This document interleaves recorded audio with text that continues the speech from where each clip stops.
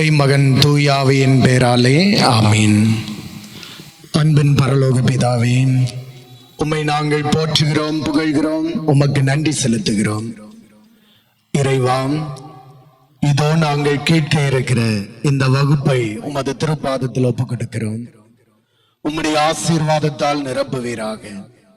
புனித மத்தேயு நற்செய்தியாளர் வழங்குகின்ற அறிவுரைகளையும் இறையியல் சிந்தனைகளையும் நல்ல முறையிலே புரிந்து கொள்ளக்கூடிய ஆற்றலும் ஞானமும் அறிவும் எங்களுக்கு தருவீராக. உம்முடைய தூய ஆவியை அனுப்பி எங்களை ஆட்கொள்வீராக.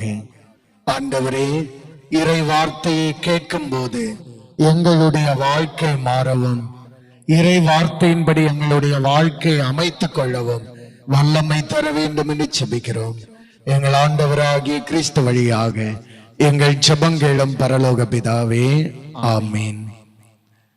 ஹல்லேலூயா, ஹல்லேலூயா, ஹல்லேலூயா, ஹல்லேலூயா, ஹல்லேலூயா, ஹல்லேலூயா. இயேசுவுக்கே புகழ், இயேசுவுக்கே புகழ். மரியே வாழ்க, மரியே வாழ்க. அன்பு சகோதர சகோதரிகளே, கடந்த வகுப்பிலே புனித மத்தேயு எழுதிய நற்செய்தியினுடைய முதல் பகுதியிலே 4ஆம் வசனம் வரை நாம் பார்த்தோம். இந்த வகுப்பிலே புனித மத்தேயு எழுதிய நற்செய்தி 5ஆம் அதிகாரம் 5 முதல் 10 வரை உள்ள இறை வார்த்தைகளை சிந்திக்க இருக்கிறோம், தியானிக்க இருக்கிறோம். எனவே இந்த வகுப்பிலே சுறுசுறுப்போடு, பயபக்தியோடு, உற்சாகத்தோடு கலந்து கொள்ள அனைவரையும் அன்போடு அழைக்கின்றேன்.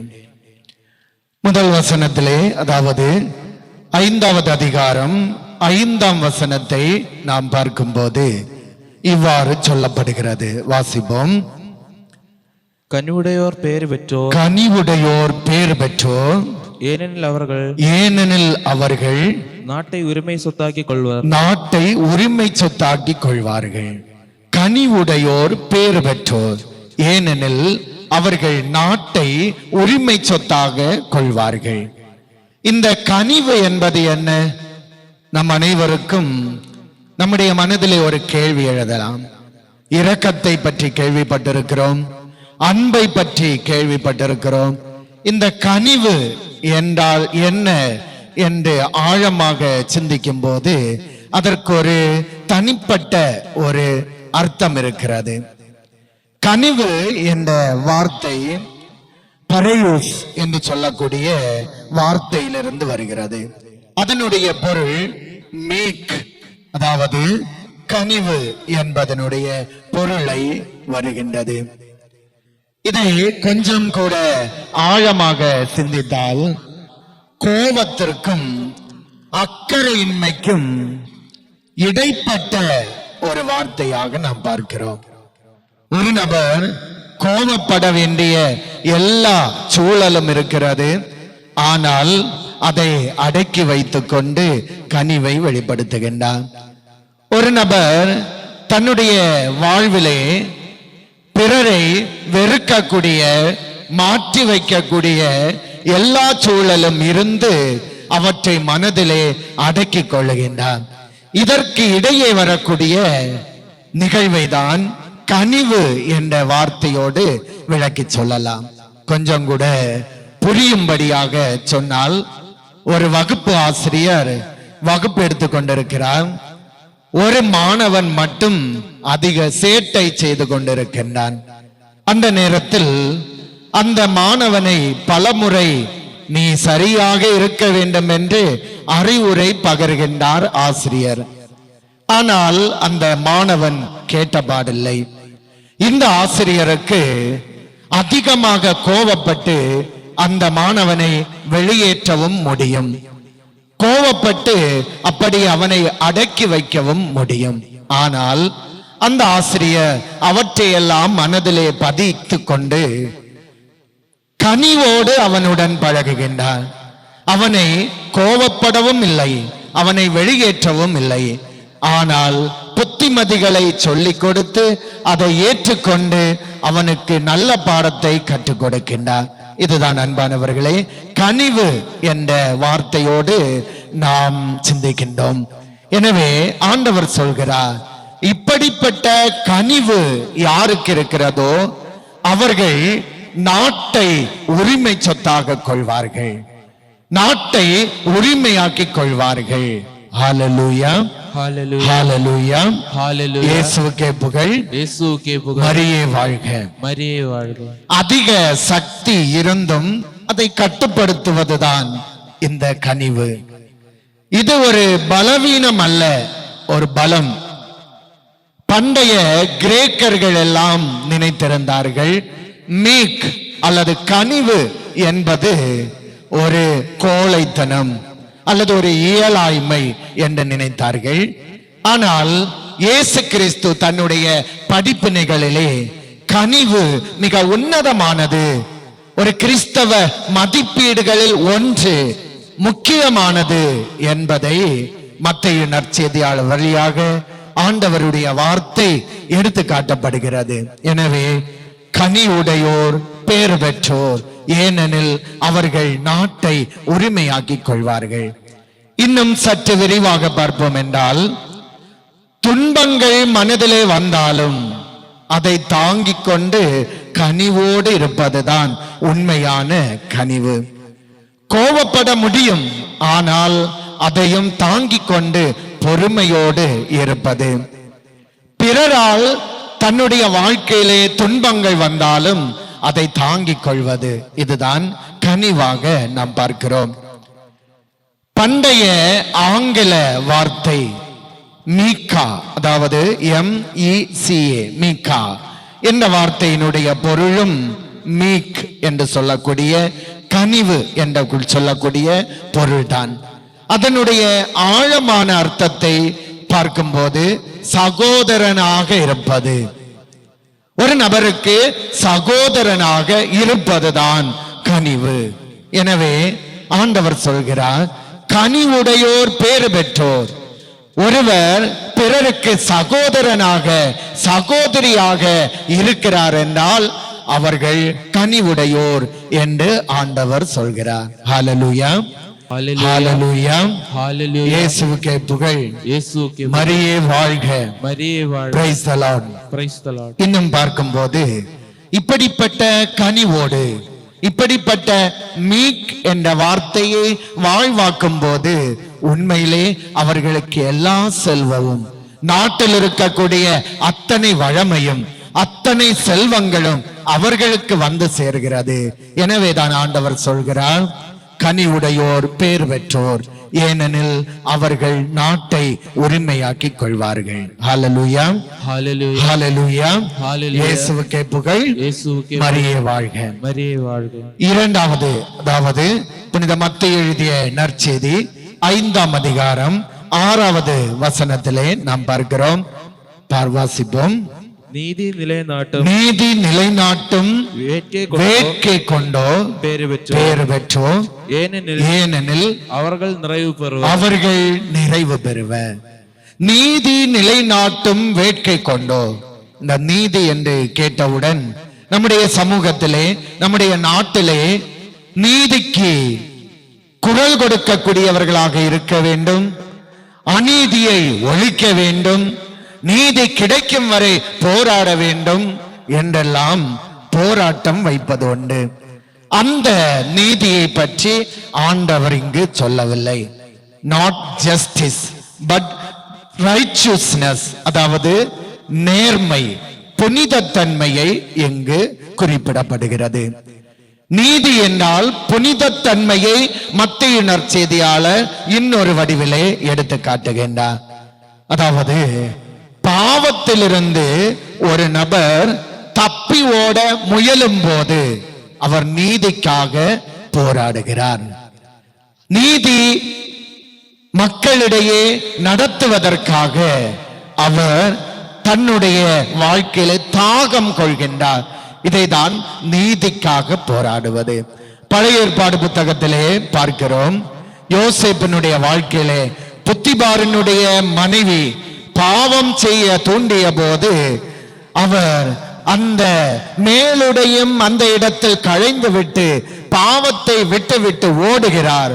ஏனென்றால் அவர் நீதிக்காக தாகம் கொள்கிறார். எவர் ஒருவர் இப்படிப்பட்ட நீதிக்காக தாகம் கொள்கிறாரோ அவர்தான் நீதி உடையவர் என்று ஆண்டவர் இங்கு சொல்லுகின்றார். எனவே நீதிக்காக, பாவத்திலிருந்து விடுதலை பெறுவதற்காக ஒருவர் தாகம் கொள்ளும் போது, ஓடும் போது, வேட்கை கொள்ளும் போது அவர்கள் ஆசீர்வதிக்கப்படுவார்கள். எனவே நீதி நிலைநாட்டும் வேட்கை உடையோர் பேறு பெற்றோர், ஏனெனில் அவர்கள் நிறைவு பெறுவர். அவர்களுடைய வாழ்விலே நிறைவு அதிகமாக கிடைக்கிறது. ஹல்லேலூயா, ஹalleluya, ஹல்லேலூயா, ஹalleluya. இயேசுவுக்கே புகழ், இயேசுவுக்கே புகழ். மரியே வாழ்க. மரியே வாழ்க. இந்த நீதிக்காக தாகம் கொள்வது, நீதிக்காக பசியுற்றிருப்பது நம்முடைய வாழ்க்கையிலே இயலாமல் போனால் உண்மையிலேயே நாம் அதற்காக முயற்சிகள் எடுக்கவில்லை, அதற்காக தாகம் கொள்ளவில்லை என்பதுதான் பொருள். எனவே நீதியை நிலைநாட்டக்கூடிய நல்ல மனிதர்களாக மாறுவதற்கு மத்தேயு நற்செய்தியாளர் நமக்கு அழைப்பு விடுக்கின்றார். ஹல்லேலூயா, ஹalleluya, ஹல்லேலூயா, ஹalleluya. இயேசுவுக்கே புகழ், இயேசுவுக்கே புகழ். மரியே வாழ்க. மரியே வாழ்க. அடுத்த வசனத்தை பார்ப்போம். புனித மத்தேயு எழுதிய நற்செய்தி 5ஆம் அதிகாரம் 7வது வசனம். இரக்கமுடையோர் பேறு பெற்றோர், இரக்கமுடையோர் பேறு பெற்றோர், ஏனெனில் அவர்கள் இரக்கம் பெறுவர். அவர்கள் இரக்கம் பெறுவர். இரக்கமுடையவர்கள், இந்த இரக்கம் என்றால் என்ன என்று ஆழமாக சிந்திக்கும் போது நாம் எவ்வளவு இரக்கம் பிறருக்கு காட்டுகிறோமோ அவ்வளவு இரக்கமும் நமக்கு கிடைக்கிறது. எனவே இரக்கம் காட்ட வேண்டும். இரக்கம் காட்டுவது என்பது என்னவென்று ஆழமாக சிந்திக்கும் போது, முதலாவதாக பிற துன்பத்தை மனதிலே ஏற்று அவர்களுடைய துன்பத்தை மாற்றுவதற்காக முயற்சிப்பது இரக்கம். இயேசு மக்கள் கூட்டத்தின் மீது இரக்கம் கொண்டார் என்றால் அந்த மக்களுடைய இரக்கத்தை தன்னகத்தை கொண்டு அவர்களுடைய இரக்கத்தை, அந்த துன்பத்தை மாற்றுவதற்கு முயற்சி செய்கிறார். ஆமன்பானவர்களே, நம்முடைய வாழ்க்கையில் பிறர் துன்பப்படும் போது அவர்களுடைய துன்பத்தை நம்முள்ளே எடுத்துக்கொண்டு அந்த துன்பத்தை மாற்றுவதற்காக முயற்சி செய்யும் போது அது இரக்க குணமாக மாறுகிறது. இரண்டாவதாக, இயேசு கிறிஸ்து கருணையுடையவர், இரக்கமுடையவர். எனவே நாமும் இரக்கமுடையவர்களாக இருக்க வேண்டும். ஆண்டவராகிய கிறிஸ்து இரக்கத்தை நமக்கு கற்றுத் தந்தார். எனவே நாமும் இரக்கமுடையவர்களாக இருக்க வேண்டும். ஹல்லேலூயா, ஹalleluya, ஹல்லேலூயா, ஹalleluya. இப்படிப்பட்ட இரக்கமுடையோர் பேறு பெற்றோர், ஏனெனில் அவர்களுக்கும் அந்த இரக்கம் கிடைக்கும் என்று சொல்லுகிறார். மூன்றாவதாக, நாம் இரக்கம் கொடுத்தால் நமக்கு ஆண்டவர் இரக்கம் தருவார். நாம் ஆண்டவரிடமிருந்து இரக்கத்தை பெற்று மக்களுக்கு கொடுக்கிறோம். மக்களுக்கு நாம் இரக்கத்தை கொடுக்கும் போது ஆண்டவர் நமக்கு இரக்கத்தை தருவார். எனவே இரக்கம் கொடுப்போம், இரக்கத்தை ஆண்டவரிடமிருந்து பெற்றுக்கொள்வோம். எனவேதான் ஆண்டவர் சொல்கிறார், இரக்கமுடையோர் பேறு பெற்றோர், ஏனெனில் அவர்கள் இரக்கம் பெறுவர். நான்காவதாக, கடவுளுடைய அன்பை, கடவுளுடைய பேரானந்த அந்த குணத்தை வெளிப்படுத்தக்கூடிய ஒன்றுதான் இரக்கம். ஆண்டவருடைய இரக்கத்தை வெளிப்படுத்துவதுதான் இரக்க குணம். எனவே ஆண்டவருடைய குணத்தை நம்முடைய உள்ளத்தில் பதிய வைத்து அதை வெளிப்படுத்தும் போது இரக்க குணமாக மாறுகிறது. எனவே இரக்கமுடையோர் பேறு பெற்றோர், ஏனெனில் அவர்கள் இரக்கம் பெறுவர். ஹல்லேலூயா, ஹalleluya. இயேசுவுக்கே புகழ், இயேசுவுக்கே புகழ். மரியே வாழ்க, மரியே வாழ்க. மரியே வாழ்க. மரியே வாழ்க. அடுத்த வசனத்தை பார்ப்போம். மத்தேயு எழுதிய நற்செய்தி 5ஆம் அதிகாரம் 8வது வசனம் வாசிப்போம். தூய்மையான உள்ளத்தோர் பேறு பெற்றோர், தூய்மையான உள்ளத்தோர் பேறு பெற்றோர், ஏனெனில் அவர்கள் கடவுளை காண்பர். அவர்கள் கடவுளை காண்பர். அன்பானவர்களே, ஒரு முறை ஒரு நற்செய்தி கூட்டத்திலே கலந்து கொள்ளும் போது நற்செய்தி நடத்தக்கூடிய நபர் ஜெபிக்கும் போது ஏராளமான அற்புதங்களை சொல்லிக் கொண்டே இருக்கிறார். இத்தனை பேருக்கு இந்த அற்புதங்கள் நடந்தது என்று சொல்லிக் கொண்டே இருந்தார். எனக்கு ரொம்ப ஆச்சரியமாக இருந்தது. அந்த தியானம் முடிந்து அந்த சகோதரனை பார்த்து நான் கேட்டேன், இது எப்படி உங்களுக்கு இந்த அற்புதங்கள் எல்லாம் செய்ய முடிகிறது, ஆண்டவர் எப்படி வெளிப்படுத்துகிறார் என்று கேட்டபோது அவர் சொன்ன வார்த்தையும் இதுதான், தூய்மையான உள்ளத்தோர் பேறு பெற்றோர், ஏனெனில் அவர்கள் கடவுளை காண்பர், அவர்களுக்கு கடவுளுடைய வெளிப்பாடு கிடைக்கும் என்று சொன்னார். அமன்பானவர்களே, யார் யார் தூய்மையான உள்ளமுடையவர்களாக இருக்கிறார்களோ அவர்களுக்கு கடவுளை காணக்கூடிய பாக்கியம் கிடைக்கிறது. ஹல்லேலூயா, ஹல்லேலூயா, ஹalleluya. அனைவரும் இணைந்து ஹல்லேலூயா, ஹalleluya. இயேசுவுக்கே புகழ், இயேசுவுக்கே புகழ். மரியே வாழ்க. மரியே வாழ்க. அதாவது நம்முடைய மனசாட்சியை பற்றி சொல்லும் போது இந்த தூய்மையான உள்ளம் என்பது மனசாட்சியினுடைய தூய்மை மட்டுமல்ல. மனசாட்சியினுடைய தூய்மை என்பது பாவ சங்கீர்த்தனம் செய்யும் போது, குருவானவரிடம் பாவத்தை எல்லாம் அறிக்கையிடும் போது அங்கே மனசாட்சி சரியாக்கப்படுகிறது, மனசாட்சி குணப்படுத்தப்படுகிறது. ஆனால் அதோடு உண்மையான தூய்மை ஏற்படுவதில்லை.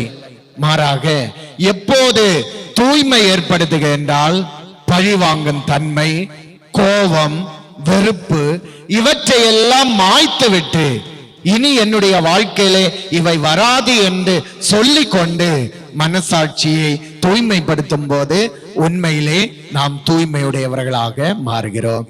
இப்படிப்பட்ட தூய்மையான உள்ளத்தை தான் ஆண்டவர் சொல்கிறார், தூய்மையான உள்ளமுடையோர் பேறு பெற்றோர், ஏனெனில் அவர்கள் கடவுளை காண்பார்கள். எனவே நம்முடைய வாழ்விலே தூய்மையான வெண்மையான இதயம் படைத்தவர்களாக இருப்பதற்கு ஆண்டவர் நம்மை அழைக்கிறார். ஹல்லேலூயா, ஹalleluya. இயேசுவுக்கே புகழ், இயேசுவுக்கே புகழ். மரியே வாழ்க. மரியே வாழ்க. அதாவது நம்முடைய அகமும் நம்முடைய புறவும் தூய்மை அடைய வேண்டும். அகவும் புறவும் தூய்மை அடையும் போது ஆண்டவரை பார்க்கக்கூடிய வாய்ப்பு கிடைக்கிறது. எனவே நம்முடைய உடலை, உள்ளத்தை தூய்மையாக வைத்திருக்க ஆண்டவர் நமக்கு அழைப்பு விடுக்கிறார். நற்செய்தி வழியாக மத்தேயு நற்செய்தியாளர் எடுத்து எம்புகின்றார், தூய்மையான உள்ளத்தோருக்கு மட்டுமே ஆண்டவரை தரிசிக்க முடியும், தூய்மையான உள்ளத்தோருக்கு மட்டுமே ஆண்டவரை உள்ளத்திலே பெற்றுக்கொண்டு அவரை பார்க்க முடியும் என்று ஆண்டவர் சொல்கிறார். ஹல்லேலூயா, ஹalleluya. இயேசுவுக்கே புகழ், இயேசுவுக்கே புகழ். மரியே வாழ்க. மரியே வாழ்க. மரியே வாழ்க. மரியே வாழ்க. அடுத்த வசனம் புனித மத்தேயு எழுதிய நற்செய்தி 5ஆம் அதிகாரம் 9வது வசனம். அமைதி ஏற்படுத்துவோர் பேறு பெற்றோர். அமைதி ஏற்படுத்துவோர் பேறு பெற்றோர், ஏனெனில் அவர்கள் கடவுளின் மக்கள் என அழைக்கப்படுவார். கடவுளின் மக்கள் என அழைக்கப்படுவார். அப்போ யார் யார் அமைதியுடையவர்களாக இருக்கிறார்களோ அவர்கள் கடவுளுடைய பிள்ளைகளாக மாற்றப்படுகிறார்கள், கடவுளுடைய பிள்ளைகள் என்று அழைக்கப்படுவார்கள். எனவே நம்முடைய வாழ்விலே அமைதி ஏற்படுத்தக்கூடியவர்களாக இருக்க வேண்டும் என்று மலைப்பொழிவிலே ஆண்டவர் எடுத்து எம்புகின்றார். இந்த அமைதி என்பது ஒரு விதை. அது ஒரு இடத்தில் விதைக்கப்படுகிறது என்றால் அந்த விதை வளர்ந்து விருட்சமாக மாறி அமைதியை ஏற்படுத்தக்கூடிய ஒரு விதையாக வளர்ச்சி அடைகின்றது. எனவே அமைதியை ஏற்படுத்துவோர் பேறு பெற்றோர், ஏனெனில் அவர்கள் கடவுளுடைய மக்களாக மாற்றப்படுவார்கள். அமைதி ஏற்படுத்துவோர் பற்றி யாக்கோபு 3ஆம் அதிகாரம் 18 இவ்வாறு சொல்லப்படுகிறது, அமைதி ஏற்படுத்துவோர் விதைத்த அமைதி என்னும் விதையிலிருந்து நீதி என்னும் கனி விளைகிறது. அமைதி ஏற்படுத்துவோர் விதைத்த அமைதி என்னும் விதையிலிருந்து நீதி என்னும் கனி விளைகிறது. எனவே அமைதி ஏற்படுத்துவோர் விதைக்கின்றார்கள். ஒரு சமூகத்திலே ஒரு மனிதர் அமைதியை ஏற்படுத்துகிறார் என்றால் நீதியை விதைக்கின்றார், அமைதியை விதைக்கிறார். ஒரு குடும்பத்திலே ஒருவர் அமைதியை ஏற்படுத்துகிறார் என்றால் அவர் அமைதியை அந்த குடும்பத்திற்கு கொடுக்கிறார், விதைக்கிறார். அது நீதியாக வளர்ந்து வருகிறது என்று நாம் பார்க்கிறோம். எபிரேயர் 12:14 இவ்வாறு சொல்லப்படுகிறது, அனைவருடவும் அமைதியாயிருக்க முயலுங்கள், தூய்மையை நாடுங்கள், தூய்மையின்றி எவரும் ஆண்டவரை காண முடியாது. ஆண்டவரை காண வேண்டும் என்றால் இந்த தூய்மை மிக மிக முக்கியமாக இருக்கிறது. எனவே அமைதி ஏற்படுத்துவோர் பேறு பெற்றோர். ஏனெனில் அமைதி அல்லது நீதி அவர்களுக்கு கொடுக்கப்படுகிறது. அவர்கள் கடவுளுடைய மக்கள் என்று அழைக்கப்படுவார்கள். எனவே அமைதி விதைக்கக்கூடிய மக்களாக மாறுவதற்கு ஆண்டவர் புனித மத்தேயு நற்செய்தியாளர் வழியாக நமக்கு அழைப்பு விடுக்கிறார்.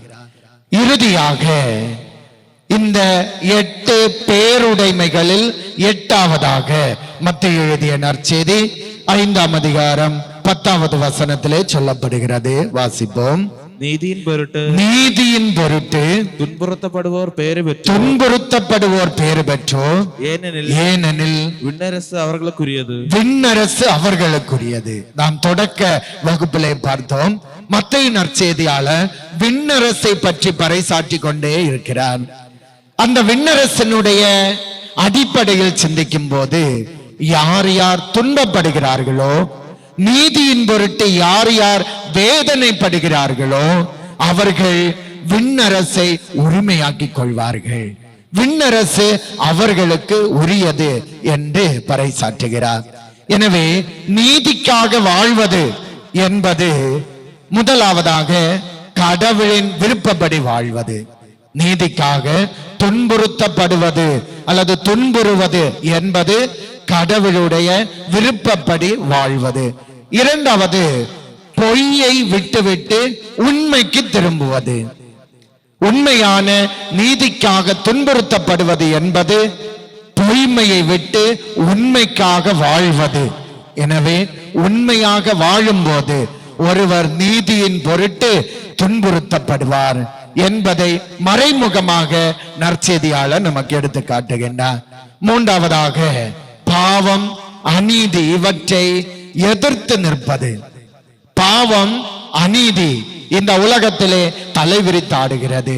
அதை எதிர்த்து நின்று உண்மையாக, நீதியாக, நேர்மையாக வாழ்வதுதான் நேர்மைக்காக நீதியின் பொருட்டு துன்புறுத்தப்படுபவர்கள். ஆதி கிறிஸ்தவர்களுடைய வாழ்க்கையில பார்க்கிறோம். அவர்கள் அதிகமாக துன்புறுத்தப்பட்டார்கள். ஆண்டவருடைய பெயரால் துன்புறுத்தப்பட்டார்கள். ஆண்டவருடைய பெயரை பறைசாற்றியதால் துன்புறுத்தப்பட்டார்கள். ஆனால் அவர்கள் அனைவரும் விண்ணரசை உரிமையாக்கிக் கொண்டார்கள். அவர்கள் விண்ணரசை உரிமையாக்கிக் கொண்டு ஆண்டவரோடு இணைந்தார்கள் என்பதை நாம் பார்க்கிறோம். இப்படியாக பேறு பெற்ற வாழ்க்கையை ஆண்டவர் 8 கருத்துக்களிலாக கடந்த வகுப்பிலும் இந்த வகுப்பிலுமாக நாம் படித்தோம். இந்த 8 கருத்துக்களையும், இந்த 8 பேருடைமை கருத்துக்களையும் நம்முடைய வாழ்க்கையில் பெற்றுக்கொண்டு பேருடையவர்களாக மாறுவதற்கு முயற்சி செய்வோம். ஹல்லேலூயா, ஹல்லேலூயா, ஹல்லேலூயா, ஹல்லேலூயா. இயேசுவுக்கே புகழ், இயேசுவுக்கே மரியே வாழ்க. மரியே வாழ்க. நாம் அனைவரும் கண்களை மூடுவோம். ஒரு நிமிடம் ஜெபிப்போம். அன்பின் ஆண்டவரே, மழை பொழிவு வழியாக பேருடைமைகளை பற்றி எங்களுக்கு அறிவுறுத்தினீரே, அதற்கு நன்றி செலுத்துகிறோம். இதோ இந்த வகுப்பை கேட்கின்ற ஒவ்வொரு பிள்ளைகளிலும் இந்த அத்தனை பேருடைமைகளும் பெற்றுக்கொள்ள வரம் தர வேண்டும் என்று ஜெபிக்கிறோம். ஆண்டவரே, இந்த வகுப்பு வழியாக இந்த இறை வார்த்தைகளை ஆழமாக புரிந்து கொள்ளவும், அவற்றை வாழ்வாக்கவும், வாழ்க்கையிலே பயன்படுத்தவும், அவ்வாறு இறை ஆட்சியையும், இறைவனுடைய பிரசன்னத்தையும், இறைவனுடைய அருள்வரங்களையும் பெற்றுக்கொள்ள எங்களுக்கு வரம் தர வேண்டும் என்று ஜெபிக்கிறோம். இறைவா, உம்முடைய ஆசீர்வாதத்தால் எங்கள் ஒவ்வொருவரையும் நிரப்பும். அதற்காக ஜெபிக்கிறோம். எங்கள் ஜெபங்கேளும் பரலோக பிதாவே, ஆமீன். தந்தை, மகன், தூய ஆவியின் பெயராலே, ஆமீன்.